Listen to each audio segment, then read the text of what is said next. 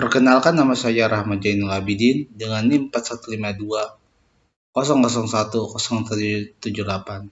Saya di sini akan mempresentasikan tentang tugas besar 1 Deep Learning.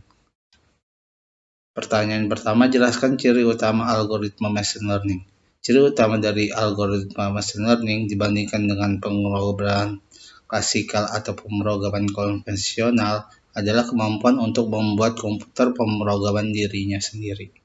Yang kedua, apa yang mempengaruhi kinerja model machine learning? Kinerja model machine learning dipengaruhi oleh beberapa faktor, antaranya pemilihan model, pemilihan nilai hyperparameter, yang ketiga nilai awal parameter model, yang keempat jumlah atau kualitas data. Pertanyaan ketiga, apa definisi dari supervised dan unsupervised learning? Supervised learning adalah suatu pendekatan dalam pembuatan AL disebut supervised karena dalam pendekatan ini machine learning dilatih untuk mengenali pola antara input data dan label output. Sementara unsupervised learning adalah suatu teknik yang digunakan machine learning dalam pembuatan artificial intelligence. Pertanyaan keempat, jelasan secara singkat mengenai reinforcement learning. Reinforcement learning adalah metode pembelajaran yang didasarkan pada pemberian penghargaan terhadap keputusan yang diinginkan dan pemberian penalti terhadap keputusan yang tidak diinginkan. Pertanyaan kelima, apa definisi dari deep learning? Deep learning dapat diartikan sebagai salah satu teknik dalam machine learning yang mengarahkan sebuah sistem komputer maupun mesin untuk bekerja layaknya manusia secara natural. Deep learning juga merupakan kunci dari pengembangan teknologi yang mengandalkan kecerdasan buatan atau artificial intelligence. Pertanyaan ke-6, apa perbedaan machine learning dan deep learning? Beberapa perbedaan deep learning dan machine learning. Yang pertama itu jumlah data. Yang kedua, lama waktu eksekusi. Yang ketiga, ketergantungan hardware.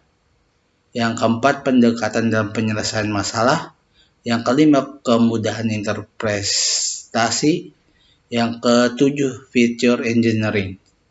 Pertanyaan ketujuh, jelaskan tentang konsep single perceptron. Single layer perceptron merupakan salah satu teknik jaringan saraf tiruan yang paling sederhana. Jaringan ini hanya memiliki lapisan input dan lapisan output. Jaringan ini termasuk jaringan supervised learning. Yang ke-8, sebutkan tahapan perceptron training rule. Untuk melakukan pembelajaran single perceptron, training dilakukan menggunakan perceptron training rule. Yang pertama, inisiasi nilai synapse weight. Yang kedua, lewatkan input pada neuron. Yang ketiga, nilai output. Yang keempat, apabila nilai output sesuai dengan desired output. Yang kelima, apabila nilai output tidak sesuai dengan desired output. Yang ke-6, ulangi langkah-langkah ini sampai tidak ada perubahan nilai error. Pertanyaan ke-9, apa yang dimaksud dengan likelihood function di Bayesian probability? Likelihood function di Bayesian probability adalah besarnya peluang ketidakpastian terhadap resiko yang diperkirakan berdasarkan data historis frekuensi keseringan dari kejadian yang serupa. Likelihood function mendeskripsikan peluang data atau asumsi pengetahuan tentang X yang berubah-ubah. Pertanyaan 10. Jelaskan mengenai univariate dan multivariate Gaussian. Univariate merupakan pendistribusian yang tergantung pada satu input variabel, misalkan X. Distribusi univariate Gaussian dikarakteristikkan oleh variabel X, mean, dan variance. Yang ke-11, jelaskan perangkat keras yang digunakan untuk pengolahan data menggunakan deep learning. Ketersediaan Graphic Process Unit atau GPU atau Tensor Processing Unit atau TPU dalam 10-an tahun terakhir menjadi salah satu faktor pendorong dalam pengembangan model deep learning. GPU dan TPU merupakan unit pemrosesan data di dalam perangkat keras komputer yang memungkinkan operasi matriks dilakukan dengan cepat. Pertanyaan ke-12, menurut Anda, tools atau software apa yang mudah digunakan untuk deep learning? Jawabannya, yang pertama Anaconda, yang kedua Jupyter Notebook. Pertanyaan ketiga, sebutkan contoh dataset yang dapat diolah dengan deep learning. Jawabannya, pada dasarnya dataset yang digunakan bisa berbagai macam jenis. Dataset yang digunakan pada proses pengolahan pada umumnya harus sesuai dengan tujuan yang ingin dicapai. Seperti contoh adalah ImageNet. Pertanyaan ke-14, apa yang dimaksud dengan activation function? Activation function merupakan operasi matematika yang dikenakan pada sinyal output Y. Fungsi ini digunakan untuk mengaktifkan atau menonaktifkan neuron berdasarkan weight sum dari input. Pertanyaan ke-15, apa yang dimaksud dengan fungsi objektif?